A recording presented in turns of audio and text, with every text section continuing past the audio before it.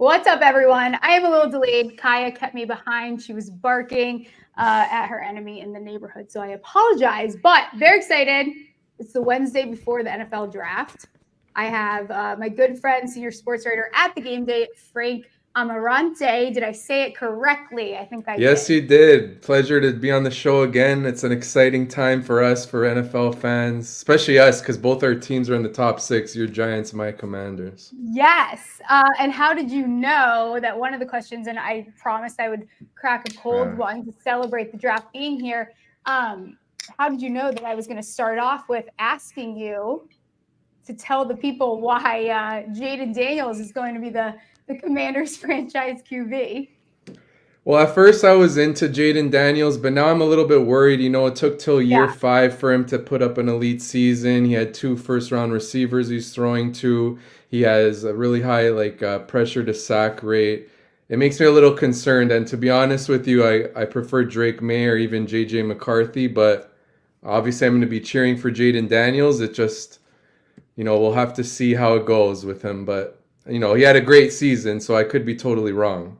Do you think that there is still any chance at all? Like the odds do not agree that there's any slight chance, but then we also saw last year Stroud was plus 450 going the day before the draft to go second overall. Right now, Daniels to be selected by Washington is minus 550, and the number 2 pick is also minus 550, plus 425 for May. Is there any slight chance that that does happen? I still think there's a slight chance, and I was going to even get into it when I said my long shot picks, but Yeah. I'll preview here. Basically, every insider who's said, they've heard Jaden Daniels is the pick has prefaced that by saying, yes, but Adam Peters has been really secretive throughout the whole process. So if he's been secretive throughout the whole process, then how do you know that Jaden Daniels is the pick for sure? It's kind of a contradiction. So just for that reason, I still think there's a slight chance that it's not him. And to be honest, I kind of hope it's not. But yeah, to sum it up, I still think there's a chance that it's not Jaden Daniels. Okay, just for fun, we'll have Daniels go to Washington as everyone expects. Who do you think is going to go at 3? Do you think the Patriots try to move? So are you saying if Jaden Daniels does go to Washington, who do I think will be Washington, yes. Oh, okay. So then I would say, honestly, I would probably say they stick at 3 and they take Drake May just because he's been either consensus 2 or now third best quarterback throughout much of the process. The Patriots are still going to be a while for them to rebuild. It's not like they're in a position where they're going to contend in any shape or form, even make the playoffs as a wild card. So they could be patient with a prospect who may need some time like Drake May. So that would be my pick, who I would think they would take. Yeah, I think I'm with you. I kind of think the Patriots are just going to stay put. I think that there is a slight chance, as much as we want there to be a lot of chaos. I think the chaos might come a little bit later than everyone is anticipating. And I think it might be a slightly more boring start to the draft than everyone is expecting. Yeah, it's possible. It could start. We could start to see the fireworks, maybe like with the Chargers if they try to trade down, or the Bears really want to apparently move down from pick 9. So maybe you could be right in that it starts there rather than in the top 3 or even 4. Like with the Cardinals, I feel like they got to stay at 4 and just take Marvin Harrison Jr. Don't overthink it. Yeah, and I think, he only did 2 top 30, not that we put too much emphasis on that, but he only did 2 top 30 visits. It was to the Bears and to the Cardinals. I think that's kind of been another known pick. You saw them playing that video of the general manager answering the phones, and so be it. And I think that got everyone a little bit excited, but I also wouldn't be surprised if Arizona just stays put. Before we move into best bets, I'll instigate you a little bit more. Does the Washington O-line concern you a little bit with bringing in a rookie? Well, yeah, yes, for sure. So I think that speaks to why we've heard a lot of buzz that the Commanders would trade back into the first round to try to get one of the offensive tackles. I think that's likely to happen. I'd really, really be surprised if it doesn't, just because Washington has so much draft capital. They have the pieces to move up. Yeah. They're picking at the early stages of the second round. So when we get to the 20s, even the late 20s, it's not too hard for them to get back in the first. So you got to think they add an offensive tackle to really bolster that offensive line for the incoming rookie quarterback. Yeah, do the right thing. A lot of these teams do not do that for their rookie guys. Yeah. See what happens when the O-line stinks, especially when it's guys that are used to not getting hit in college. I am not a Yeah. JJ You got McCarthy. to ease the transition for the rookie. You can't make it a difficult Yeah, one. You know, or they like start seeing ghosts like Sam Darnold. It turns into a whole thing. that So just shatters their confidence, you yeah, know. yeah. Eagles fans and Cowboys fans will not agree, but I think the NFC East could get a little bit more interesting sooner than those two teams expect. Let's get into best bets, though. That's why everyone's here. It's hard because these lines move so much. So I tried to find some current lines. I will obviously mention a few that are not still hanging there, but what's one of the first best bets that you have? So this one's not really exciting. It's Joe Alt at 7, laying a bit of Yeah, juice, minus 160 at FanDuel. It just, you know, the Titans have done a great job this offseason, adding Calvin Ridley to help out a receiver, adding Tony Pollard to add some juice to the backfield to go along with yeah, Tyjae Spears. So they're really helping Will Levis have a nice supporting cast. What do they got to do next? They got to really shore up that offensive line. Even though they took a first rounder, the Titans did last year, and Peter Skoronski, Joe Alt would fit in perfectly. And, you know, I know there's talk that the Chargers would take offensive line at 5, but hey, they might trade down with, say, the Vikings, or even, I don't think your Giants will do it, but, you know, yeah. there's the Vikings, maybe the Broncos, maybe the Raiders. So maybe the Chargers trade down. That allows Joe Alt to fall right to the Titans' laps. And I think they'd love that pick, and it would be an easy decision for them. So even at minus 160 at FanDuel, I'm down with it. Yeah, I'm with you as well. I'm cool with the juice there. I think the Titans are doing a really good job making sure, and I've said this for everyone that listens weekly, they're doing a really good job making sure there's no excuses for Will Levis. And there's only Exactly. Yeah. one final piece to that because they did move on from their left tackle. He did not play very good anyways the year before, but you got to keep him protected. You have enough weapons right there to absolutely more than get by. You have to absolutely can like close up that left side. So I think at the end of this season, you'll know, is Will Levis your guy or not? A lot of teams should really be doing that. Exactly. I love what you said there, because the worst thing you could do as a team is like hold on to this quarterback prospect and give them more chances, because there's always an excuse. Oh, the offensive line wasn't good enough. Oh, let's see with him with a real number one receiver. And Yeah. like you said, the Titans have done that. So I love what they've done for Will Levis for sure. Absolutely. And I like how they also didn't just get rid of him either. Like, I think they knew that they could find a way to be like, let's figure out what we have in this guy. So I like that. My first, best bet, and I've talked about this guy quite a bit. I did take him to go in the first round, minus 170. It's now minus 280. If you want to take the juice, I don't mind it. I like Johnny Newton to go under the 31.5 for his draft position at minus 180. That's how I would play it now. He's the interior defensive lineman from Illinois. He's super physical, uses his hands. Like, I'm in love with him. I think he's going to be fantastic at the next level. He's a guy that people keep talking about falling into the second round. I'd be a little surprised, and I think that there might be teams aggressive to even move up to get him should he fall into the second round. But I think at minus 180, I feel okay taking that instead of taking the juice on a first round. Yeah, I like that for sure. I think he could go in the late 20s, even early 30s. And yeah, I'm in with that. You know, maybe the 49ers can take him there at 31 and you still win that bet. They need a little bit of help. The Bucks can add to their defensive line there at the Yeah, end of the first round. So yeah, I'm in. I'm in on that pick for sure. I like it. What else you got? So the next one I added a little more of a long shot. This one, Leatu Latu at 8 plus I like it. 250. You know, the Falcons, Roma Dunze could fall to them at 8, but let's face it, they've taken a skills position player for 3 years in a row in the top 10. Are they really going to do that 4 years in a row? That's too much investment into the offense. They need to beef up the pass rush. And it could be Leatu Latu or Dallas Turner, but I'm going with Latu because a lot of people I've listened on PFF, they like him as the best edge rusher. There's just Yeah, medical concerns and a cool connection. Falcons' current defensive coordinator, Jimmy yeah, Lake, was Latu's coach when he was in Washington before transferring. So we know all NFL coaches love to bring in their guys, and that connection could be key in this decision. Absolutely. And people are probably sick of me saying it because they all hate it, but it leads into my bet as well. I'm totally with you on that. I like Dallas Turner to go over that 9.5 draft position at minus 160. Atlanta could easily trade down. They could easily take a wide receiver. If it's not at 8 to the Falcons, I don't think it's going to be to Chicago at 9. So I think him falling, he just has to go outside of the top 9. And I don't think that's asking for much given the situation and what's around him. Yeah, I'm with you on that for sure.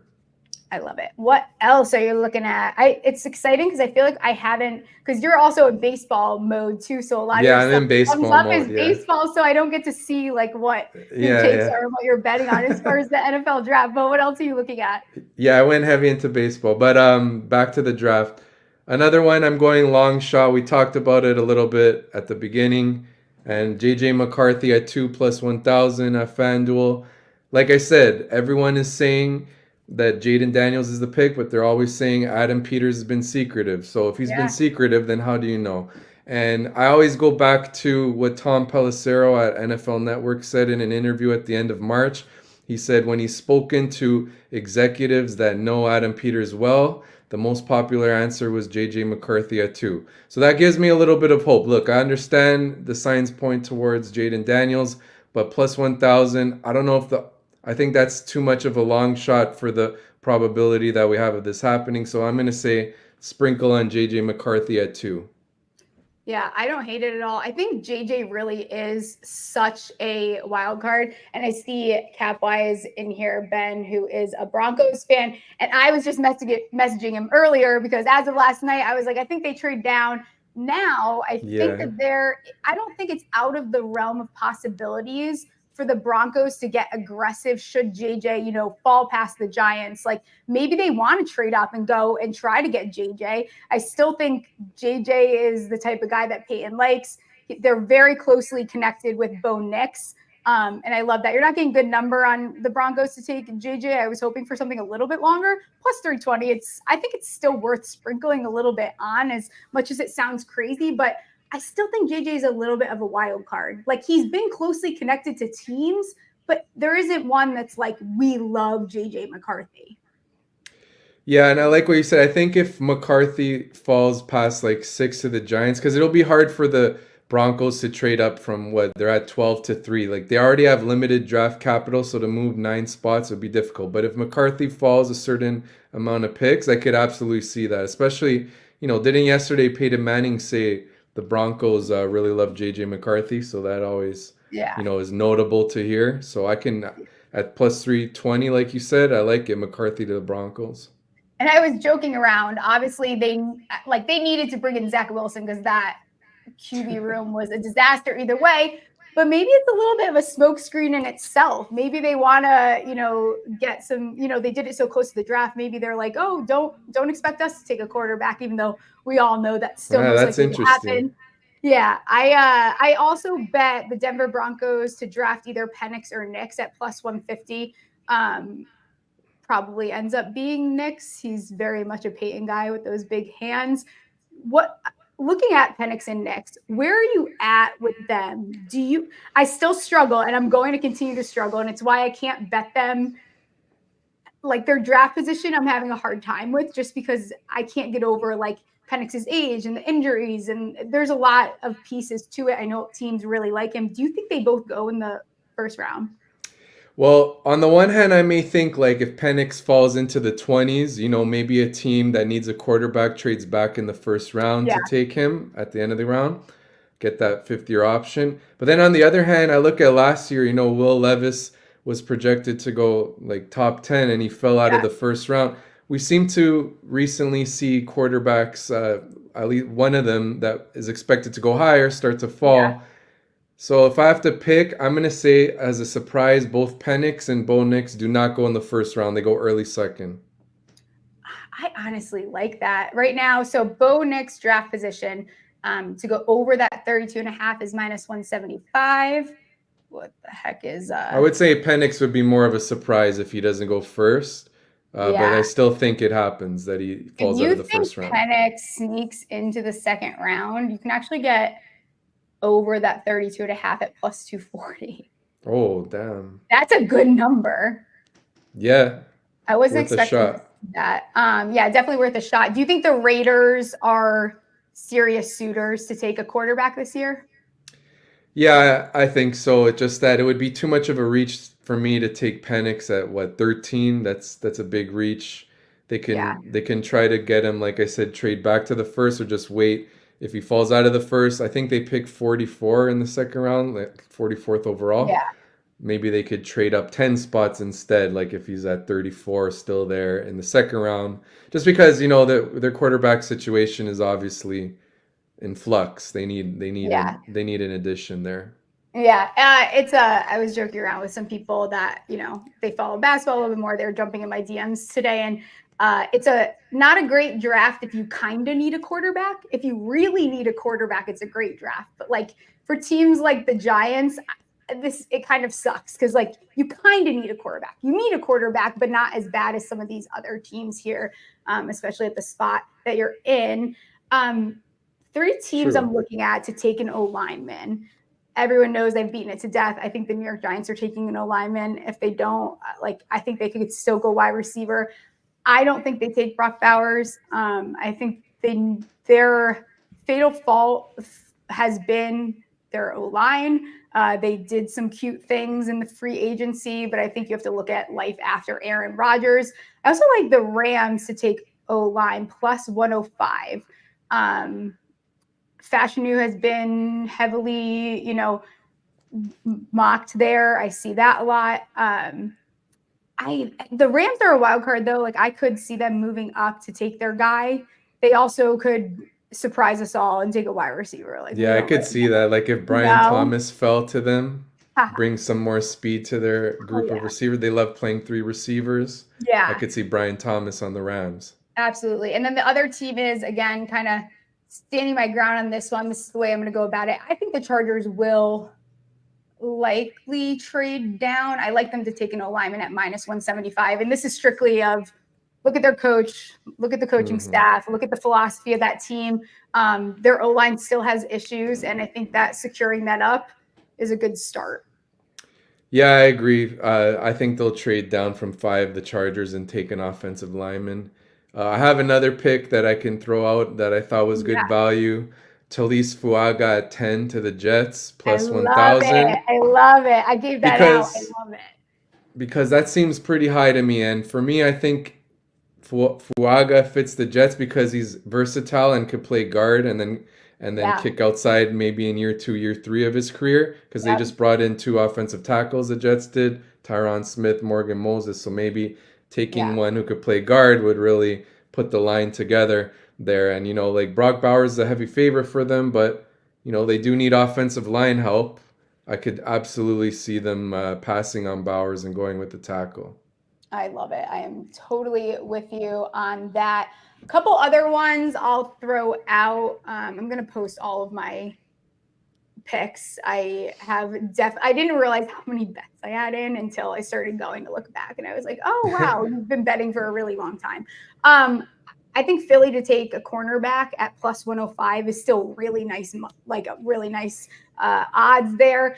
Honestly, for them to take O-line too, it could still potentially be there plus 170. I think I like cornerback a little bit more. There's been rumors of them maybe trading up to get a cornerback. And then what's the other one here? I think there's a little bit of value in taking the over 6.5 defensive lineman / edge plus 200. I can get to 7 that I can see. So right over this number, probably like, Darius Robinson could be the guy that sneaks out. If Chop Robinson maybe sneaks out, and Johnny Newton, those could be the guys that I think I worry a little bit about there. But I think at plus 200 is still worth a fun sprinkle. Yeah, anytime you're taking a really, coveted position like the edge or defensive line at that plus money to go in the first round, I think it's worth it just because of how much priority the NFL teams put on that position. And I think, this draft, obviously, it's all about the quarterbacks. It's all about the O-linemen. It's all about the wide receivers. And I think we could see a run on this defensive lineman edge positions at some point. Because there is some serious talent as far as the edge goes. There's still going to be some later on too. So there might be teams that think they can wait. Last one I will run by you. And I wasn't aware of this. I must live under a rock or something. I didn't realize that Brian Thomas had injury concerns. Are you weighing that in at all? I took the over 17.5. It quickly moved though. Right now it's at 19.5. I think I would take the under if it gets to like 21.5, maybe.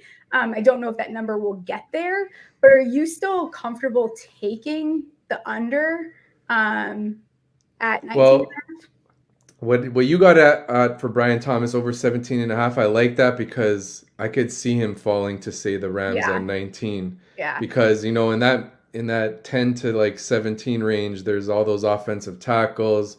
There's maybe Jared Verse there, an edge, or Dallas Turner that can be going. So I could see him falling. But then if you do it at under 19.5, under 18, what'd you say, was 19.5? It's 19.5 now. The over is minus 225. The under is, what is that? Plus. Because I could see the Rams taking him at 19, but other than them, I could see him falling. So it's kind of probably a pass.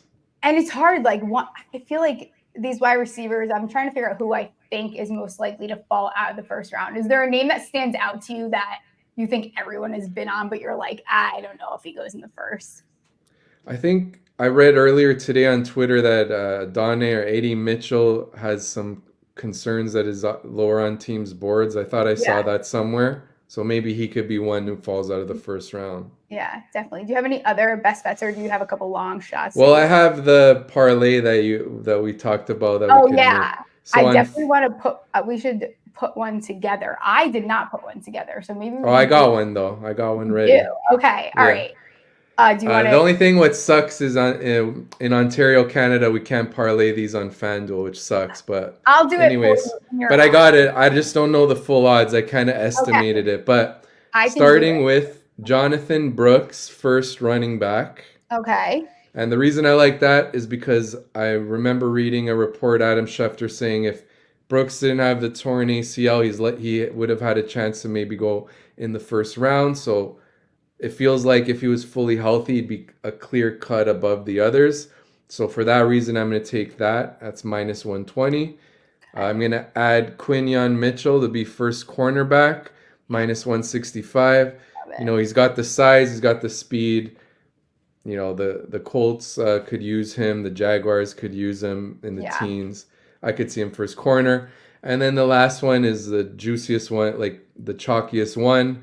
Nate Wiggins to stay in the first round, minus 290. I feel like even if he falls, like the Chiefs would be hard-pressed to pass on him. They just traded L'Jarius Sneed. They need a replacement at corner. I think Wiggins could go to the Chiefs even if he really falls in this first round. So those three together are around roughly 290-ish type of odds. Plus 295 you get those at. Wonder if there's one I can sneak in here to get. I didn't want to do too much chalky picks, but I didn't want to do too many long shots. Just like a reasonable, three-legger. Because they can also try. This is how they get you on some of these. You could do first. See, this is where I get mixed up though, because with all this Murphy talk, he could end up in the first. That one's making me nervous because the numbers switched so fast. Oh yeah, and he's really favored. It's all just on like the Bears. Yeah, that makes me nervous. So I think we'll stick with that. I will have to put one together and share it with everyone. If the chat has any best bets, I'd love to hear them. And then I can throw some of my long shots out at you. Some are like not super long, but maybe a little bit less likely. You mentioned Mitchell. I actually bet him a week ago to be the first defensive player selected, 12-1. I could see Atlanta, like if they stay there, wouldn't shock me if they take him. I love Mitchell. He's another one of my favorites in this draft. I'm sitting on a Bowers to the Colts at plus 700. Hey, could see that. It was my first bet. And I like, you know what, right now I like the odds. If you want to get some Brock Bowers action with like a little bit of security and you don't want to bet him to go to the Jets, you can bet him to be drafted by the Colts or Cincinnati at plus 260. Yeah, I like that. Which I really like that. I like that number quite a bit.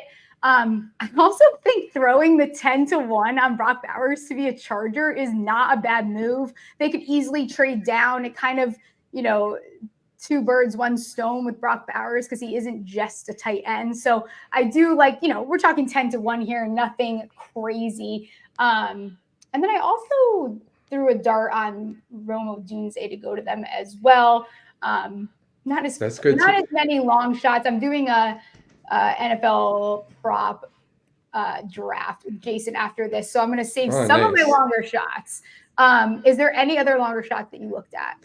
Well, I want to say one thing about what you have there that I like is so Brock Bowers, if the Jets pass on him, like he could fall to the Colts or Bengals because you look at, you know, if the Vikings are at 11, they could trade up for a quarterback. Obviously they have Hawkinson, they wouldn't take Bowers. Then you got, you know, the Broncos and Raiders, they have other needs. So, you know, he could really fall. The Saints need offensive line at 14. The Seahawks. Yeah, if they don't take offensive line, I think I would be just absolutely floored. Yeah, they've seemed like a very obvious offensive line choice.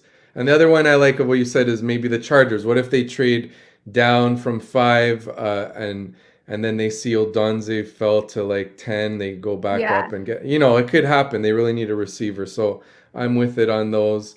As for me, any other long shots? You know, I kept it tighter this time because I've been on this McCarthy to 2 pick. Yeah. So hopefully it hits. But you're braver than me, I think. Yeah, it should be. Hey, I think the main takeaway with the draft now is like anything could happen. Look at last year, like so many surprise picks. I thought I was going to win Jalen Carter to the Seahawks. I took it earlier in the process. Then by draft time, the day before, he was like a heavy favorite. And they take Devin Witherspoon. You know, we saw Will Levis, heavy favorite to the Colts really late in the process. They take Anthony Richardson. So honestly, if you see the big line movement, it doesn't even mean that the pick will be that player. So I feel like it's become more unpredictable starting from last year. Yeah, absolutely. I think teams are also keeping things a little bit close to their chests. They're not Dave Gettlemanning it. I don't even know how you end up adding an ing to that, but I did. But yeah, I think teams are definitely keeping things close to their chests. These quarterbacks are definitely throwing me a little bit. So I think I've tried to go outside of that because I feel like a lot of stuff could happen. Are you under the impression that the Giants take a wide receiver?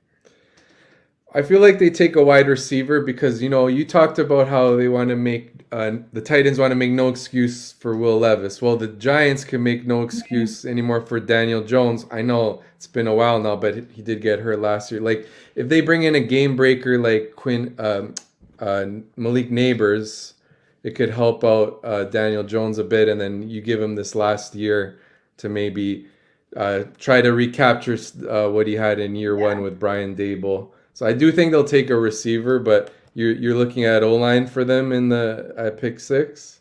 No, I'm not. I think they're going to take a receiver. What I do think, and this is not going to make all my Giants fans happy, but I don't really care. I did sprinkle on Rome a few ways. I had the Giants taking him. I have him being the second wide receiver off the board. I think that's something weird that happens with the wide receivers. Yeah. And it wouldn't surprise me if what the Giants are actually doing is their crazy thing is they end up taking Rome. Neighbors he hasn't been running his mouth, but a couple weird comments and certain things about the Giants that I think could maybe rub the front office the wrong way. I think no matter what, taking a wide receiver will obviously be a huge help for this offense, though.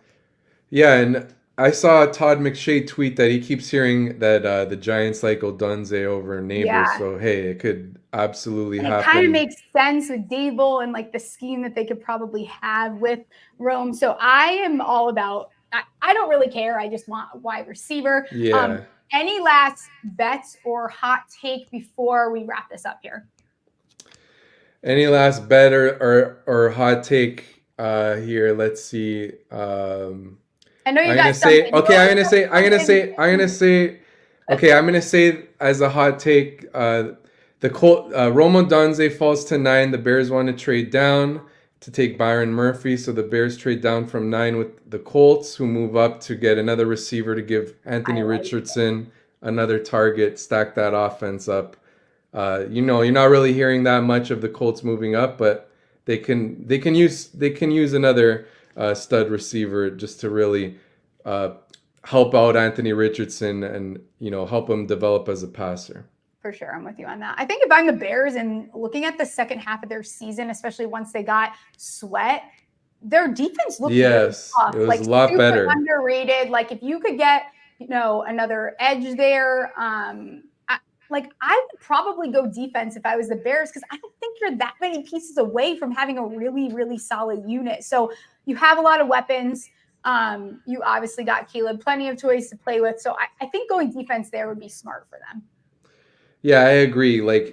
I get it. At first, I wanted them to take Roma Dunze, but they just traded for Keenan Allen, so they got Allen and DJ Moore.